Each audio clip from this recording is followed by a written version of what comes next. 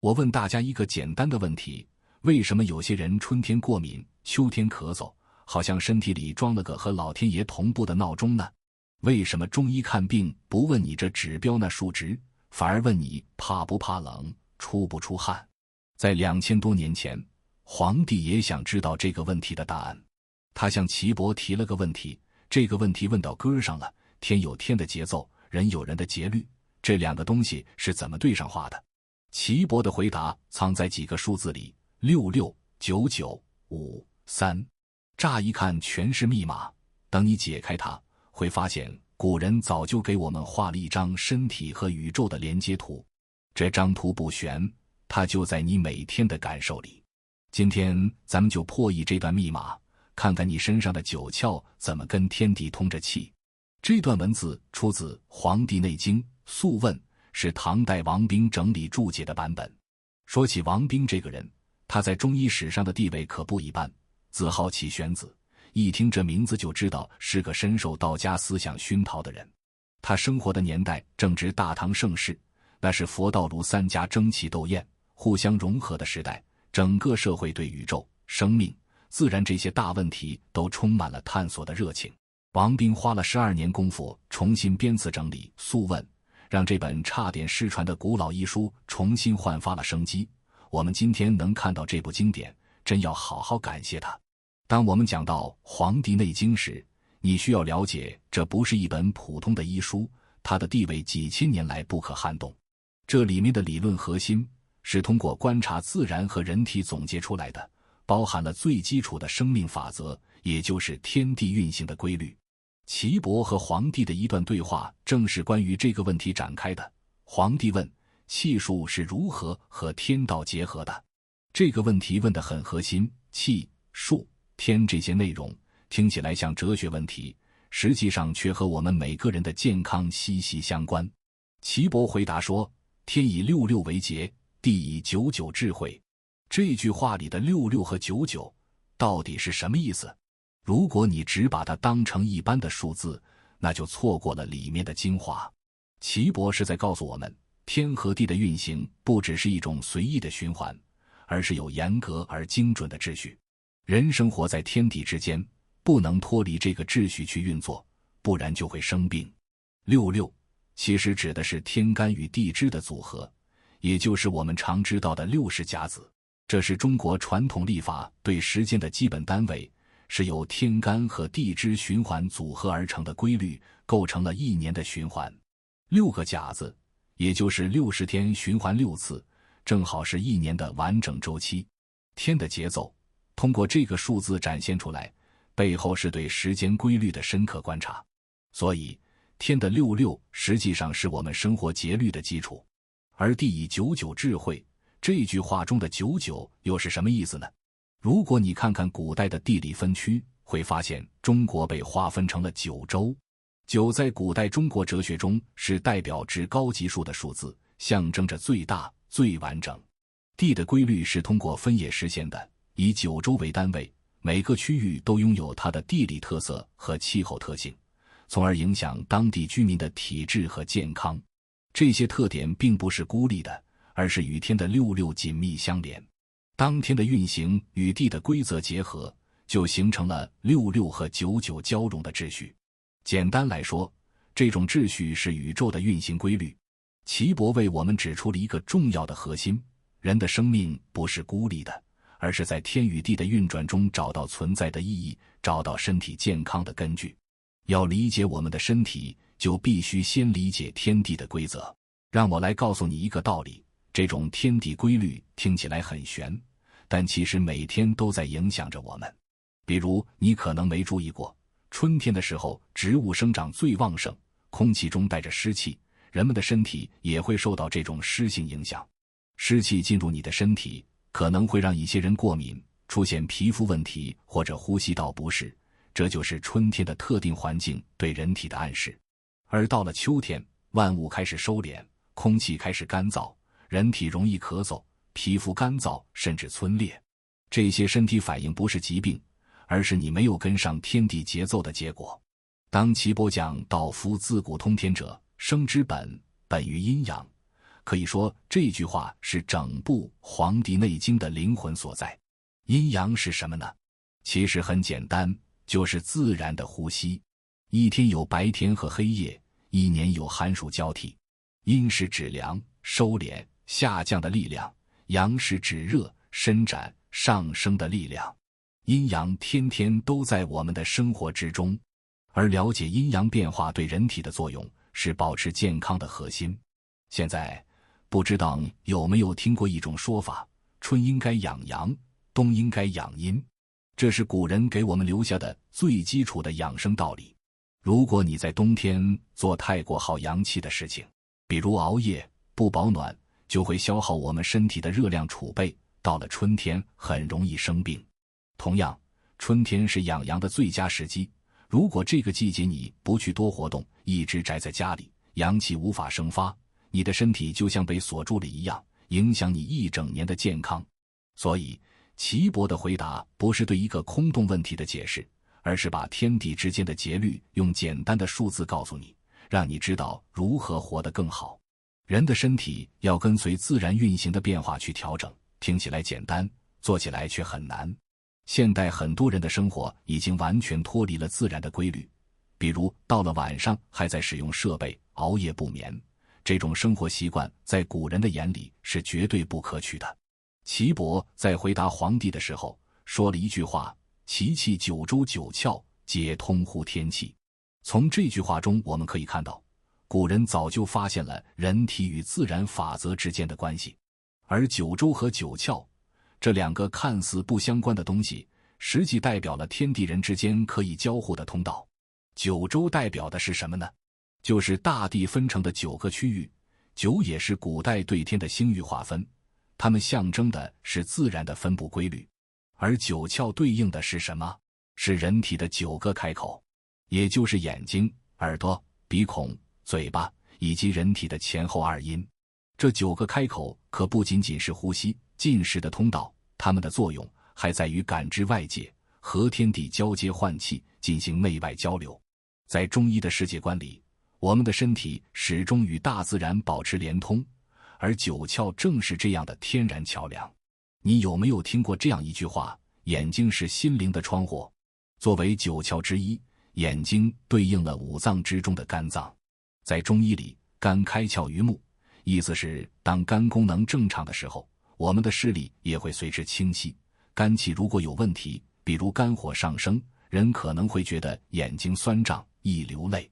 耳朵对应的脏腑是肾，当肾气充足时，听觉会好；肾精不足的时候，可能会出现耳鸣问题。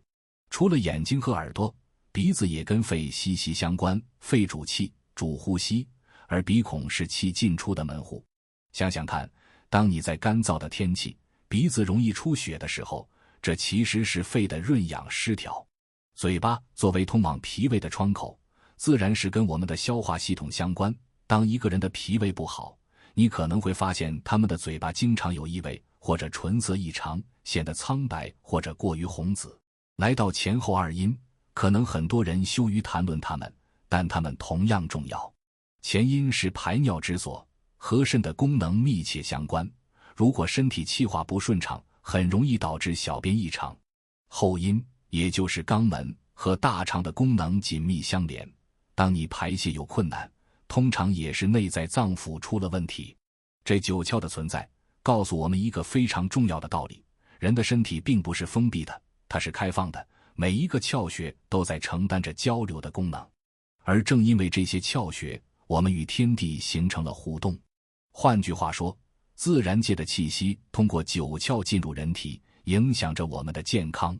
比如在春天的时候，风气较盛，风会通过鼻孔影响到我们的呼吸系统；而在冬天的时候，寒气则通过呼吸、皮肤等途径进入我们的身体。如果你学过中医或者道家的修炼方法，你会发现一个特别有意思的现象，那就是古人特别重视闭关。为什么闭关？因为关闭了9窍之后，我们可以减少和外界的气息交互，将更多的精力用来内视或养护身体。刚刚我们讲了9窍通天气，那么不仅仅是9窍，岐伯更进一步提出了天地人之间的气息循环规律。其生五，其气三。这句话乍一听可能很难理解，但其实道理非常简单。这里的五是指五行，金木水火土，代表的是宇宙中最基本的5种能量，它们不仅存在于自然界，同样也贯穿了人类的身体。比如木对应肝，火对应心，土对应脾，金对应肺，而水对应肾。五行是我们身体最基本的组成部分。而三是什么呢？三指的是三阴三阳，这可是中医最精妙的一个部分。人体的气分为阴和阳，对应内外的运行。比如厥阴、少阴，太阴是阴气，太阳、少阳、阳明是阳气。我们身体所有的变化、疾病的产生，都离不开这些气的运作失调。更加妙的是，岐伯指出天三、地三、人三，三而成九。也就是说，天地的气可以划分成3部分，而人的气同样也可以划分为3部分。当这些气在互相连结，就构成了一体。换句话说，天有天的3气，地有地的3气，而人存在的价值和健康就离不开和这3种气息的共鸣。这其中的奥妙可以用一个简单的例子来理解。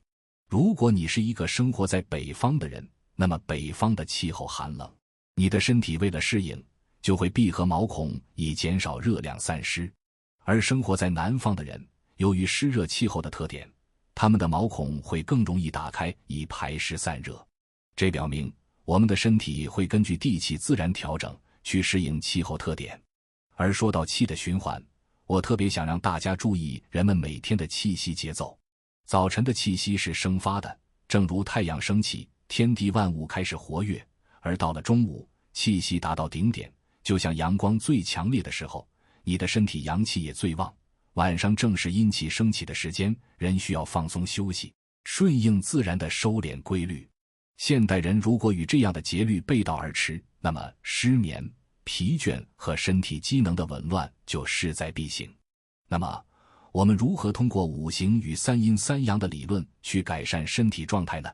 如果有人在春天出现过敏症状，那通常是因为春天属木，而木对应的肝功能紊乱。治疗方面，我们就需要通过疏肝理气的方法，比如多吃一些绿叶类蔬菜，同时避免暴怒和抑郁。秋天容易咳嗽，是因为秋天属金，金对应的是肺，当肺的宣发功能受阻，就会出现咳嗽的症状，我们就需要润肺来调理，比如多喝梨汤来补充肺气的润养。至此，我们已经可以看到岐伯所描述的天地人节奏，通过五行和气息的互动，构成了一个完美的健康调节系统。人不是脱离于天地的存在，而是天地之间的一部分。只要掌握这个规律，就可以顺应节奏，活得更好。我们已经清晰了解到，岐伯通过数字与气息的概念，建立了一整套关于天地人的联系理论。然而最让人赞叹的是，岐伯最终将这一宏大哲学的焦点落到了人体身上，也就是九藏的概念。九藏不仅连接天地，还体现了人体物质与精神的结合，可以说这正是我们生命运行的核心。岐伯有一句话特别重要：故形藏四，神藏五，何为九脏以应之也。这句话告诉我们，人的身体不仅仅是一个肉体，它还拥有一种内在的复杂世界。九藏就是这个身体和精神世界的结构模型，而这模型不仅是解剖学意义上的存在，更是一种功能上的展现。我们先来说说形脏。所谓形脏，就是藏有形质的器官。岐伯将形藏归为4个部分：胃、大肠、小肠和膀胱。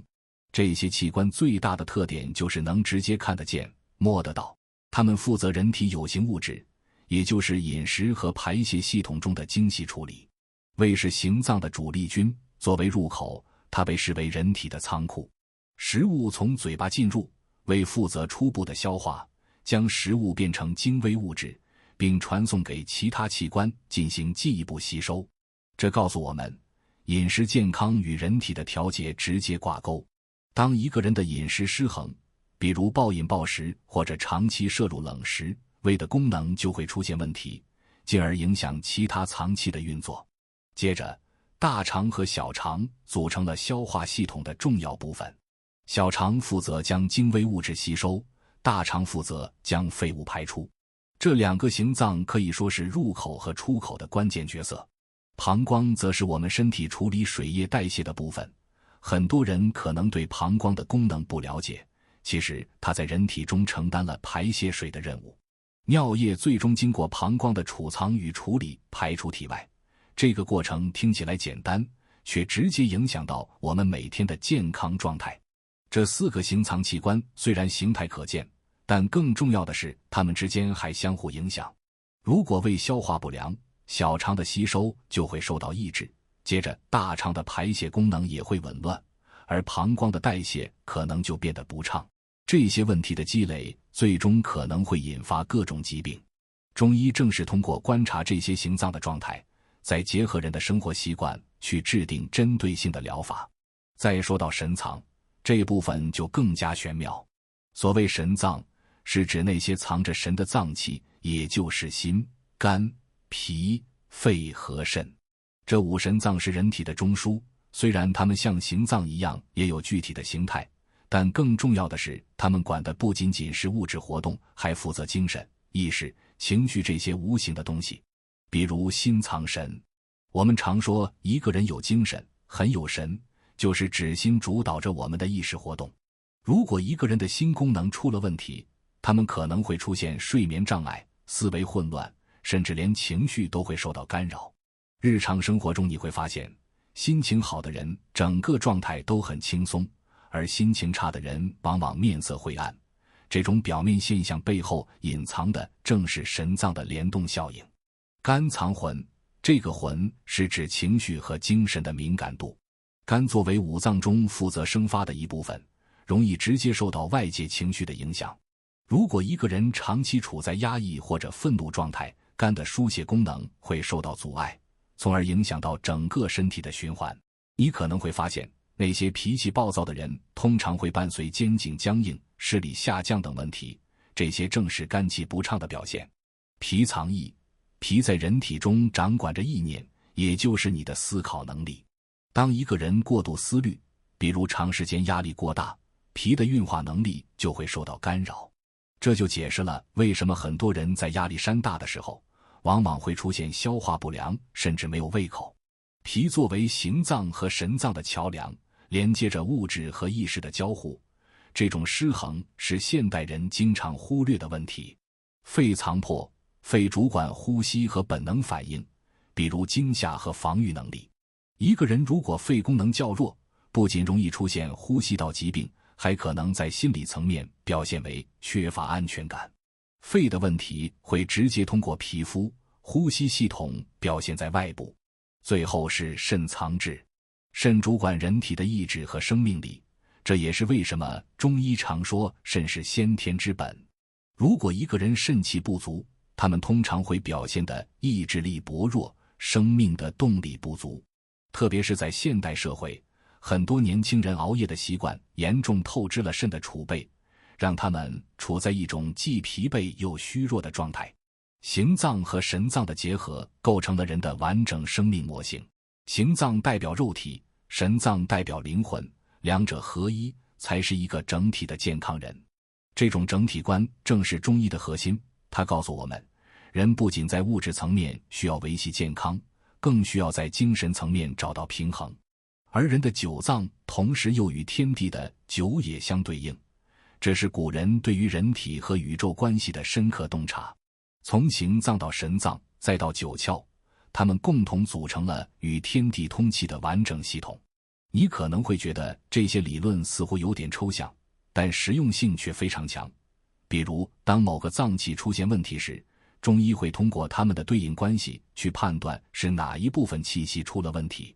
比如肺的问题可能跟秋季的干燥有关，肝的问题可能与春季的风气相关，而肾虚的问题常常在冬季加重。如果能提前根据这些规律调整生活习惯，就可以预防很多疾病的发生。聊到这里，要给大家一个很重要的提醒：9脏和9窍、9也的对应关系虽然在现代科学中难以验证，但它们背后的整体观对我们的生活却有实质性的指导意义。古人的智慧总能突破时间和空间的限制，启发我们更好地理解自己的身体。岐伯用这套模型为《黄帝内经》的思想奠定了基础，并告诉每一个学习它的人一句简单却深刻的话：身体和天地的连结是通天的关键。通过岐伯在《黄帝内经》中的回答，我们从九脏、九窍、阴阳、五行、三阴三阳以及天地规律的角度，逐步理解了人如何与自然互动，如何通过顺应规律来实现健康养生。这几千年前的医学智慧，至今仍蕴藏着无穷的启发，而它最大的特点，就是将人置于天地之间，强调人、地、天的整体性，以一种全面的视角来解读人生、生命与健康。让我告诉你，我们现代人在这一点上存在很多误区。比方说，大多数人理解健康的时候，更多关注物理层面的东西，比如通过运动减肥、吃健康食品等来保持身体状况，这确实重要，但却忽略了更深层的精神因素。我们身体和精神不是分开的，而是一个整体。古人提出形藏四，神藏五，正是为了告诉我们，只有肉体健康和精神平衡互为支撑，生命才能达到真正的稳态。可现代社会上，很多人忙着关注自己的体能，却忽略了内在的心灵需求。岐伯在描述九脏、九窍与天地联系的时候，已经清楚地指出，人是自然的一部分。如果一个人脱离了自然规律，不去顺应天地的节律和变化，身体就会产生问题。比如说，你明知道冬天是养阴的季节，却还是穿很少的衣服出门，这就是在挑战身体的本能反应。或者你明知道晚上需要休息，但是偏偏选择熬夜工作，这不仅对身体器官造成负担，还会对你的精神状态形成长久的损害。身体与天地之间的连接，最直接的体现就是气。岐伯说：其气九州九窍，皆通乎天气。这句话带给我们一个启示，身体的健康取决于与自然的协同。